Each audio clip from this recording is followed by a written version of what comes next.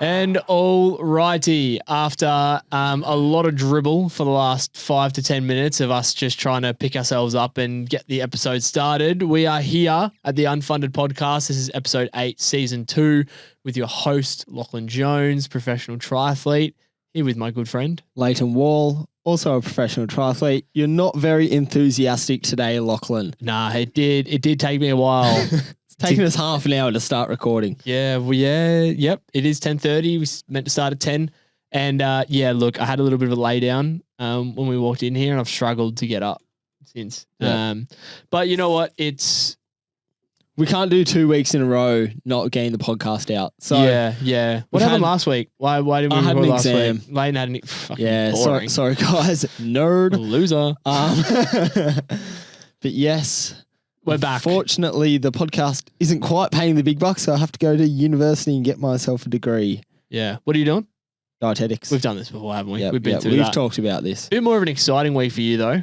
Yes. Very exciting week. How long's it been? It has been nearly 12 months, 11 months. 11 months since your last race. And I'm going back to China. And I'm racing as well. I can't. Yeah, Lleyton's racing. If that, I've surely people clocked onto that. Yeah. But Lleyton is racing for the first time in 11 months back in China. It's actually a long time when you think about it. It is a very long. I mean, the amount of times months. I raced in the period that you didn't race. How many times do you reckon you raced since May last year? Upwards of 10. Fuck.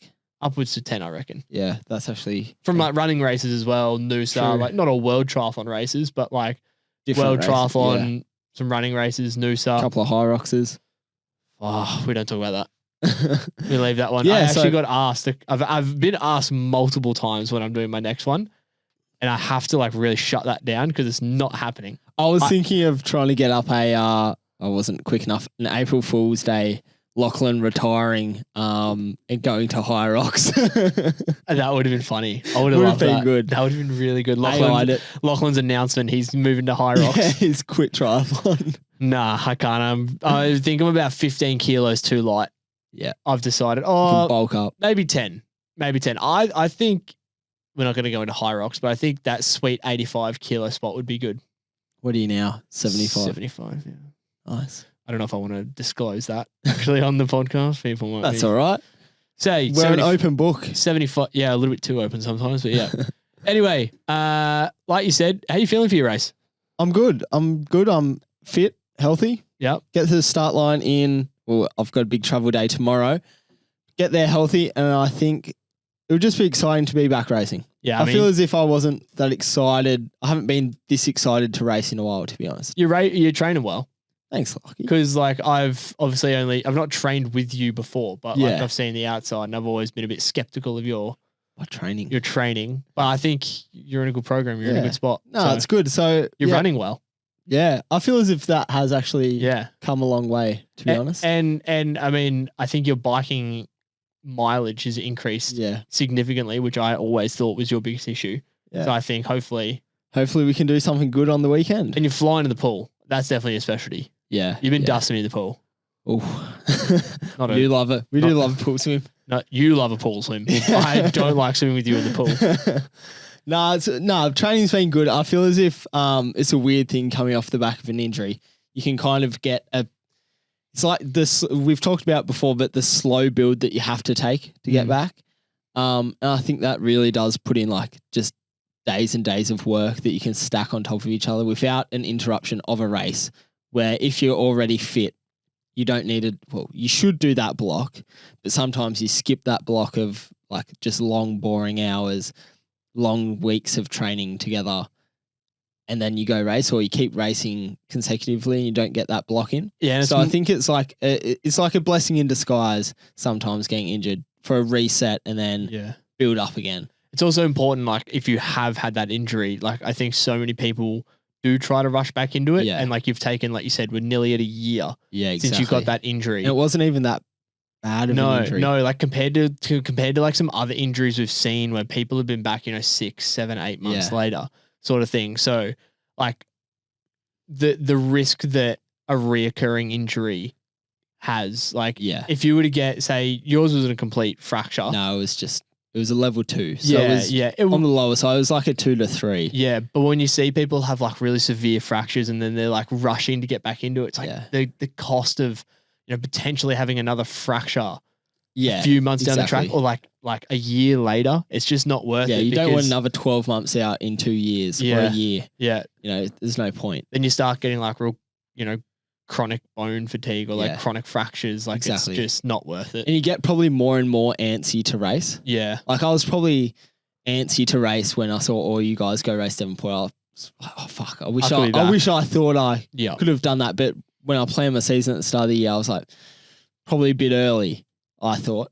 But you do get pretty fit pretty quick. Yeah. And especially in the group we've got. Yeah, exactly right. Everyone's pretty firing. Everyone else is racing as well this weekend. There is another race. You're right. Yeah. So you're the solo pioneer going off to China. Yep, off to China, racing Olympic distance. Oh, don't know why I did that. That was a bit of autism very came out. impulse there.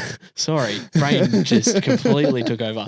Anyway, you're going to China. God damn it, don't do that again. And you're staying on the Gold Coast. Yeah, I'm staying on the Gold Coast with a lot of the others. I think we've basically very exciting for the first time in probably Oceania history or since I've been a part of racing. We've got a full start list at the Gold Coast Conti this weekend. Yeah, wow. I haven't really looked into it. I've literally never seen that before. I've never seen how many people? 70. We have That's crazy. And there was 6 people on the wait list. So this probably isn't updated yet, but the wait list we have 8 people. And there's a full 70 on the start list for the Gold Coast Connie Cup on the weekend at the Broadwater. That's pretty big. We've got some Kiwis. We've got some athletes from Taipei. Obviously, a lot of Aussies. We got. I think there's a couple of Koreans. Who is this? What's Sam? Samarkan? Samarkan? No, Samoa. Samoa. A Samoan athlete on the start. Wow. We got a couple of Koreans. We got a Canadian. We got a South African. We got South African. That's about it. That's quite good. But 70 people. Yeah. Very impressed. And 8 on the start list. So, on the wait list, sorry, which is also a really cool feature that Oztri have brought in. So, we're able to see that. Is that Oztri or World Tri? Brought that in. World Tri have brought that in. My bad. Sorry. Yep. Bit kerfuzzled. That is pretty cool though. It does see where you are, like on a wait list. And obviously, it's got it in the numbered order. So, obviously, if you're, down here, number 8, likelihood of you getting in, you need 8 people to be removed from the start list. So that should probably be updated by the end of the day, I reckon, on who's going to be pulling out, who's going to be staying in. But regardless, never seen a full start list in an Oceania Conti Cup before. Yeah. Which is massive. That is pretty big. That's good. It's showing that the sport's growing, especially around this area. Like, especially for an island nation of Samoa. I think that's quite impressive to see. No idea. Never seen him. Don't know who he is, but no. Good on him for coming over. Yeah, someone from a little island nation. I'm keen to see the suit, the colour of the suit run around. Blue and bit of tribal on it. Yeah. Blue, red, couple stars. I'll be cheering for him. Yeah, go the Samoan. Go the Samoan. That's sick. Anyway, that'll be a big one. That's another auto qualification race for the juniors. I know we've got so think if it's first junior across the line inside the top 5. Okay. Very hard, obviously, when you've got the likes of Matty Hauser's not doing it anymore. Racing. Matt Hauser was on the start list. But then again, when you've got the likes of Saxon Morgan, Schofield boys, Toby Powers, Oscar Wooten, Bradley Course, it's pretty stacked. The best. Braden Mercer will probably be on there. Yeah. So, like, it's going to be very hard for a junior to come in top 5. But you never know. Women's start list like? Women's start list. Is it pretty packed as well? Not as big, 34. That's still a good showing, I think. Still very good for the women in Australia. And you've got Eva Goodison, Sophie Malowicki, Rochelle Hill, Bria Roderick, Phoebe Carter, Zoe Clark, Sian Monks. It's a very good start list. Very good start list. And you've got some young guns, Piper Anderson. That'll be an exciting one. Yeah. Good runner. It'll be a good one. Actually really excited to go down and watch. You won't be there. I won't be there. I'll be flying back actually. I'll be in China. Hey. I feel as if you have to say it like that. China. Caught on. All right, next one. Did you see it? I didn't watch it, obviously, because it's in Europe. Oh. But I saw the time and the big kerfuffle that it has made. Cassandra Bogrand's 10K run. Yep. Very impressive. Question: do you think you could run that fast? I actually don't know if I could. You don't reckon you could run that? 30, 50, fresh. Give me a couple more weeks at running under threshold. That's 305s per K she ran. Bang on. Was it? I think it was 30, 52, Yeah. Wow. which is very 305s. quick. You don't think you could do that? I would hope I can. I'd love to see you and Cassandra Bogrand go toe to toe. She's also be so much taller than you as I know, well. yeah. She'd be towering She'd be over taking you. 2-to-1 strides. Oh, mate, that would be funny. It was insane though. It is very impressive. Even speaking to a few of the girls this morning, and a French national record. Yeah.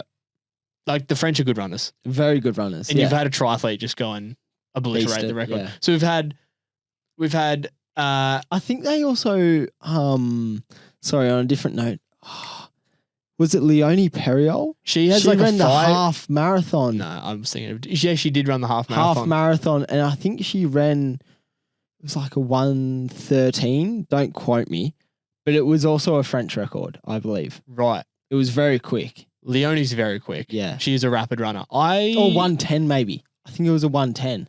That's getting a bit close to my run. So I'm not- 3:20s. Hang on. Yeah, wow. Yeah. I mean, still slower than me, but whatever. Oh, good on you. Champ. It's not much slower than me, No. but only 4 minutes. But yeah, very scary how quick the girls are running Yeah. now. I mean, we've all been talking about how fast the men are running. Like we've had so many guys breaking that 29. We just had Miguel Hidalgo, John Reed do incredible 29:30, 29:40, 10K runs. The girls, Girls are just as quick. not that far behind No. the men's. No way. Like, it's insane. Speaking to a few of the girls in our squad this morning, they were like, how do we beat that? Literally, how do we beat that? Yeah. Like- It's very impressive. I don't think I could beat it. I don't think you could either. If I'm being I completely would honest. actually be like stoked if I could run You know that. how I said your running's improved? It's definitely It- improved. it's good. It's It's decent. definitely improved. But it's still not Cassandra Bogrand fast. we were laughing the other day and we were like, fuck, she'd be running quicker than our threshold sets. Like, she'd be running at threshold with all of us Yeah. or quicker.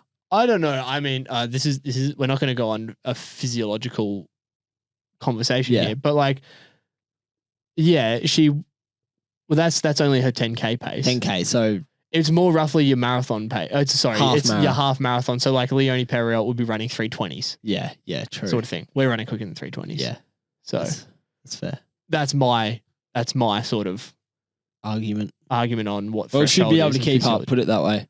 But yeah, no, 100%. Quite easily. 100%. She would not be far behind us. She'd be leading you out, mate. She'd be on the same turnaround cycle as us. She wouldn't be on the girls group. She'd be with us. Oh, yeah. That's very impressive. And it kind of shows that there's now this merge we've seen with Alex and now Cassandra. Like, elite triathletes are elite runners. Yeah.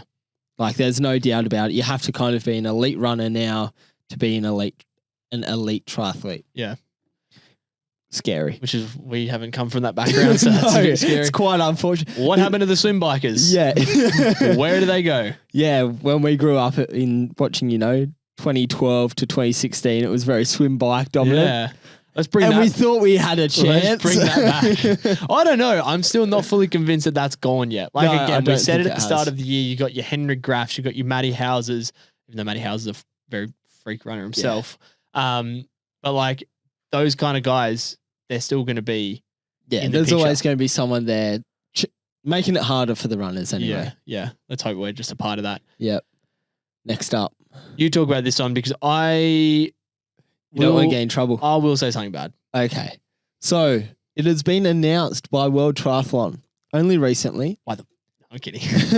that the Russian and Belarus athletes have returned to racing Okay. under their national flag, but it is only for juniors, under 23s, and paras. Exactly. So not the elites. I Not wonder the why. elites. I'm really curious as to why. Yeah, it seems a bit strange. Yeah. I think it's above our pay bracket in political kind of world.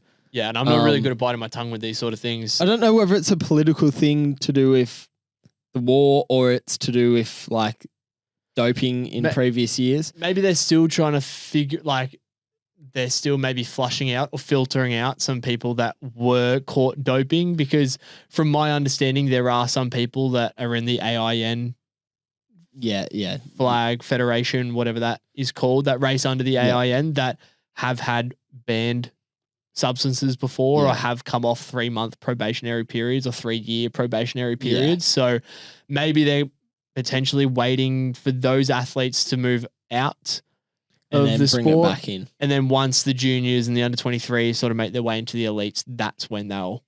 I don't know. I'm again guessing game. Kind of guessing. It's a guessing game for us. Don't quote us on that. But I mean, you'll see those flags on junior, under 23 and para start lines now. The difference between Russia and Belarus.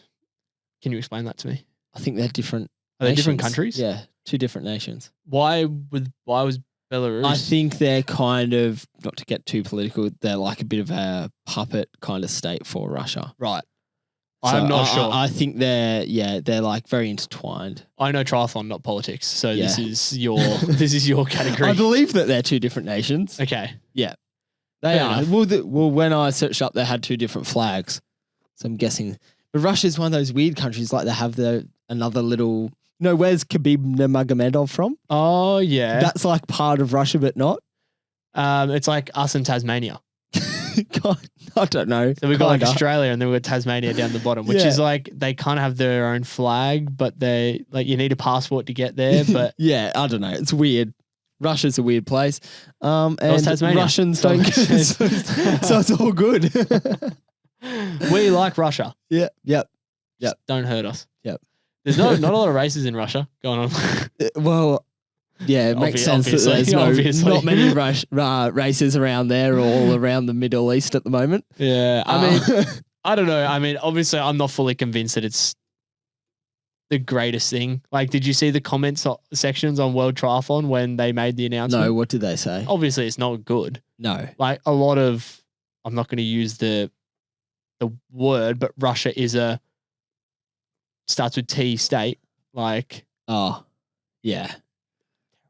Oh, yeah. I got the drift. Okay, yeah. sorry, I wasn't. You were looking at me funny. Yeah. But yeah, like, I don't think a lot of people are going to be over the moon with the return of it. And like, when they're juniors and under 23s, like, I almost want to think, is it good for their safety with what is going on at the moment? Like, I'm not too sure. I mean, I feel as if there's a line that's, I mean, sport, and then politics and other stuff is like separate. But it does also mix at once. Like, are people going to be able to mix it at the same obviously time?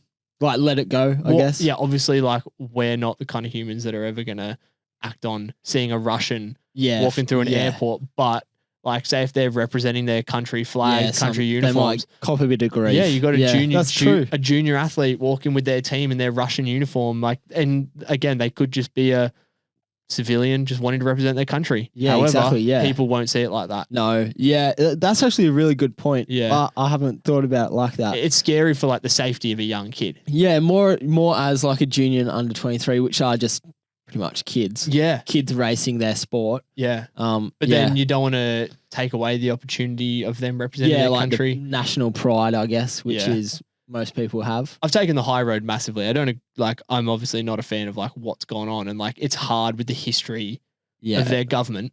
Yeah, but I don't know. Who knows? Once again, above our pay grade. Above our pay grade. That's what's happened, and I guess we'll see them on the start list. Yep, we will. Another big shift. Another big mover, big shaker. Triathlon Australia are at the forefront of some pretty big things. They are. It's good. It's good. A building nation. Para athletes are now getting paid for their podium performances. Run me through this. So para athletes are getting, so World Triathlon aren't paying them. No. Para athletes are getting paid by the Australian Federation. Yes, only Australian athletes. Yeah. So any Australian para triathlete is going to get paid for a podium performance. Right. At a World Triathlon event. Right. Which is pretty cool. I haven't looked at the actual numbers, how much they get. I believe it's 500 for a podium. Yeah, I don't think it's a lot. No. However, but it's a step in the right direction. They're getting something. Yeah. Obviously, I believe para and able-bodied, they're on different sort of national funding Yeah, I believe so. Yeah. Pay packets as well, because obviously they are different. Yeah, you have like the Paralympic I guess, funding, and then you have the Olympic Commission, I guess, funding. Yeah. Which is two different things. I wonder if other countries are going to, because like, I mean, we see the Brits, they have a very big sort of following, I guess, in the para athletes, the Americans too. Americans have a heap of para athletes. So, I mean, I'm surprised. I am honestly surprised that we were probably the first ones to have started doing this. I thought the Americans probably would have done it a lot earlier. Or the British with their lotto. Yeah. It's like unless they already have something in there with their, I guess, funding. Funding bracket. Like, we don't know how well their system is. It'd be pretty embarrassing if we find out that like a lot of other federations have already been doing this for years and years. and then we claim all we've done is we've just publicly announced it. Yeah. No, but it's a good step. And I mean, even though it's not a whole lot, I mean, it's better than nothing, isn't it? I love that you've got in the notes down here, and we've got to ask, was Lachlan involved in this to the EAC? Yeah. Well, because I'll be honest, I had nothing to do with this. The Elite Athlete Committee did that vote on this. Yep, they did. And I think we were obviously all in agreement that, like, I mean, realistically, even if I wanted to say no, how could you say no to that? No, like, you can't. I think I wouldn't say no to something like that, but even if I wanted to, you can't really. Yeah. But I don't really go to the meetings. So I don't. Lockie had no clue that this was going on. No, I remember seeing the messages in our EAC group chat, and then doing like you do to me, just ignore them. Okay, so no, our meetings. I coach Wednesdays 6 p.m. and the meetings are always Wednesday 6 p.m. So I try to have one headphone in while I'm coaching, and we're having the meeting. Sometimes it cuts in and out, and I couldn't get it. So I knew that this was going on, but I was not a part of the vote. Okay. No. Well, I'm just going to claim it. I'm going to claim it. Yeah, you know what? Yep, you're an integral part. Yeah, I was an integral part. Good job. Of fighting for athletes' rights through the EAC. I'm 100% getting kicked off the EAC next year. There is no way. You only way. just scraped on, mate. I got on by default last year. I honestly got on by default last year. I'm going to get kicked off. But you know what? I'm just Luke Williams' attack dog. Just he put it in your ear and you go. I always message him and say, Luke, what do you want me to say? All right, I'll say that. Yep. I'm kidding. I don't. I haven't. I'm going to get myself kicked off now. Alrighty. Next one. Matty Hauser. Oh, what a shambles this podcast is. Yeah. Matty Hauser, not the best start to his season. We're obviously very big Matt Hauser advocates here. Big Matt Hauser fans. Big Matt Hauser fans. As you've seen. We've done, I think we both picked him. We did. Both picked him to go back to back. Not great that he's had to pull off two events. No, the T100 10K, which we thought was going to be a blistering run. Yep. Bit sick. Yep. And then because, we're obviously big fans who watch his YouTube. Yep. I've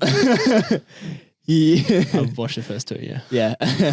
Actually, my roommate put it on the other day. He's like, I'm watching this. I was like, I may as well watch it as well. My friends that have nothing to do with triathlon watch Houses YouTube more than me. I'm like, oh, fuck. Yeah, I didn't realize there was another one. Yeah. Love it, though, when I do watch it. But he was on Gold Coast, as we said. Yep. He's pulled off that again. I think he's a little bit sick again, maybe a little bit. And I think he got hit by a car on his TT. Yeah. And while he's on his TT, he's racing T100 at Singapore. That'll be exciting. It will be quite exciting. I think that's in a month or so. Yeah, I think 3 weeks. Or a couple of weeks now. Just under 3 weeks. So, like we saw, it's an interesting start to the year. Yeah, pulled off a couple of races. Not ideal, but again, early season. Like, it's early in the season. He doesn't need to be winning Conti Cups. We know he can go win a Conti Cup. Yeah. We knew he was going to run rapid in the 10K. He's done that all before.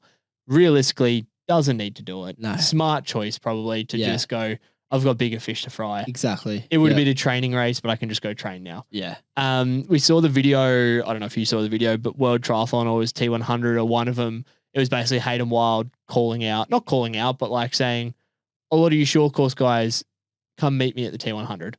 Oh, did he? Answer the phone, come meet me at the T100. Yeah, okay. Let's go. Like, obviously, he's just been dominating.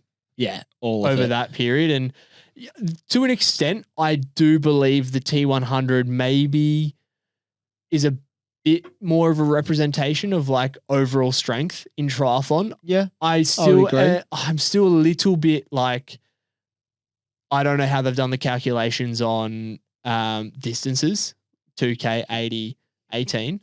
I understand that, but like 80 is a long way. 2K swim, like it's only 500 meters not more, that much more, where the bike is double. So like, I don't know. Could be 3K, 80, 20. 3K is a lot then as well. Yeah, 3K is a lot. That's a lot of swimming. Swim. Like that's then an Ironman swim. Exactly right. So we're probably taking that too far. But yeah, I don't know. It's a tricky one.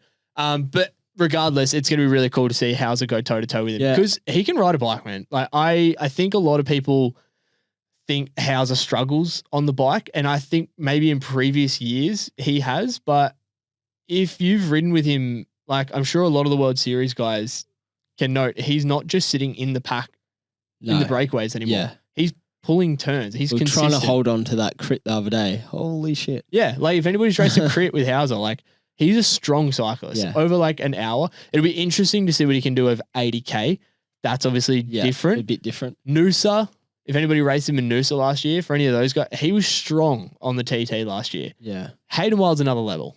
Yeah.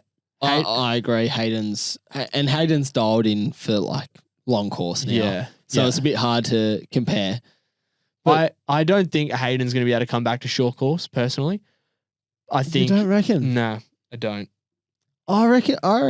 I think he's so good at that T100 distance. Do you think he's dialed in that kind of race pace and he can just run that and he's kind of lost some of his critical speed? Probably, yeah. I just think he's so good at that T100. Look, Hayden is 100% probably doesn't give a fuck what I say. Like he does not care what I say. He'll just go do it anyway. But no, I don't know. I'm not convinced that Hayden's going to be able to make the return to short course that he. Would you rather see him go all in on just 70.3 T100? No, I don't. I'm a short course guy. You want to see him come back? I love short course. Yeah. I want your Henry Graffs. I want your. I've already forgotten his name. The Italian. Srirachi. Yeah, something like that. Sigoni. Yeah, something like that. No, that's Bianca. Oh. But yeah, anyway, the Italian. I want to see the front pack that we saw last year. The Frenchies come back. I want Leo Berger, Dorian Koenigs, Matty Hauser, Taylor Reid. Like I want Dylan McCulloch back. I want me in there. Like I want the front pack to just be like, absolutely hammer and tongs, trying to ride away from an Alex Yee, a Hayden Wild, like all of those guys. Like I think we're in a good point now where we've got like those front guys are really working hard up the front. We saw it last year. Let's make Hayden and Alex chase. Yeah. Yeah, it'll be good. But I just don't know. Personally, I don't know. Don't know what will happen. I don't know if Alex has it. He's just so dialed in. And then we saw him at Geelong and he's almost done it in quite a few 70.3s where that extra 3K just seems to really hurt Hayden.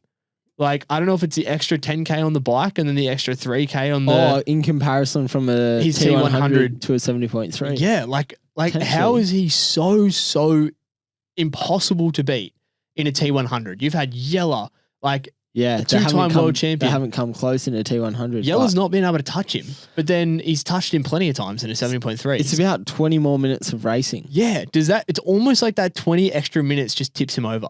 Yeah, it could do. Like, very much could.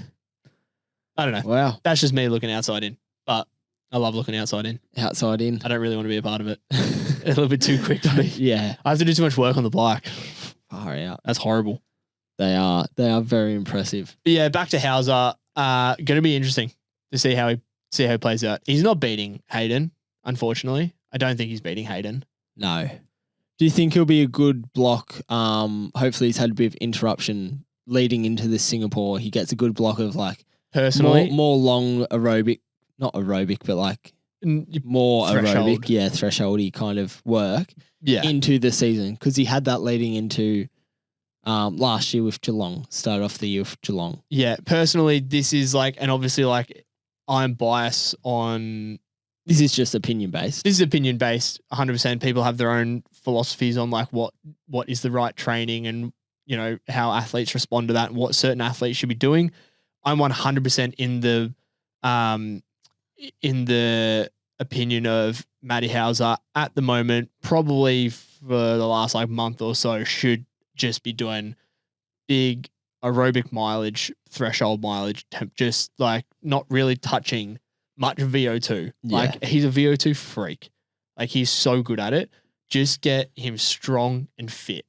Yeah. I think leading into Geelong last year, that was like the perfect thing that Matty Hauser could have been doing. And I mean, look at the season he had. Exactly. He literally killed it. The best season we've ever seen in short course. Hopefully this T100 kind of brings him back into that a little bit and forces him to do those sort of longer threshold efforts and just build up his engine. Yeah. Hopefully. It'll be interesting. Hopefully. I don't think he's going to set the world on fire in Singapore. He'll be good. It's Matty Hauser. Yeah. He'll be good. But I think it's going to help set up the rest of the season for him. 100%. Oh, that's good. Good take. Well done. Thank you. I'm an analyst. I think that's about it that's happened, to be honest, in the last week. Yeah. Not a whole lot. Yeah, there's not much right now going on. It's coming up, though. It's like a bit of long course kind of season at the moment. Yeah, it's all coming up, though. We've got Australian Sprint Champs this weekend, like we said. You're racing and dexing in China. We've got Oceania Super Sprint Champs next week, which is always an exciting one. We're both on the start line for that. Yeah. Then the week after that, we're into the World Series. Oh, okay. It's actually back. Yeah, racing is very much back. We got 3 weeks of racing. Then we've got a week off, and then we've got Chengdu. I'll be there back in China. Then we've got Yokohama. I'll tell you how it is. What? China. Yeah. Oh, yeah. Let me know how China is. You don't need to. I know it's going to be average, but I know it's China. Yeah. Sorry for our China listeners. It's great stuff, isn't it? Going over there. I've discovered. Here we go. Because you have to bring food over when you go to China. Oh yeah. Wait, why? Because it's shit. I don't. Don't you? We stayed at a buffet. You stayed at a restaurant with a buffet or something. Well, yeah. There's always a hotel with buffet, but you get served turtle. Just don't eat the turtle. Well, then you just have rice. What do you take over? I spent $150 at Coles yesterday to bring stuff over. On what? So I got what I figured out, because I don't like tuna. I'm not a fish guy. For anybody who goes to China, listen in. This is going to be great advice. Words of wisdom. You can buy canned chicken. Oh. No. But I tried it yesterday. This is only precautionary if the food there is really bad. Okay. Is it shit? The canned chicken? No. It's actually not that bad. Okay. So if anyone doesn't like fish and wants to bring some kind of protein over, canned chicken isn't actually that bad. Man, for a nutritionist, you're insane. No. Well, I'm thinking about my nutrition going, fuck, there's nothing there. I don't want to be eating just rice. I need a bit of protein to get in. Well, usually in those kind of races, they also make sure that the hotel you're staying at is approved. Because a lot of the time, and I think we've seen it a lot in past races where the beef or the pork, whatever, dodgy. Is a bit dodgy, pumped with a bit of steroids, and some bands get thrown out. Yeah. So some bad tests come through. So if you've raced in China, at least you got that excuse up your hand. It's just in China. Must be the food over there. Yeah, must be the food, mate. Not the dodgies that you've been doing. Yeah. Not that, I'm not going to joke about it, because last time we joked about it, we had Asada rocking up. Yeah, I know. They were right onto us. Onto us. But anyway, that's this week. Sorry it was short. I'm super tired, so I'm probably going to go home and have a nap. I've got to pack. Lleyton's got to go pack for China. Ching chong China. Oh, no. That's the Unfunded, episode 8, season 2. Goodbye. Thank you.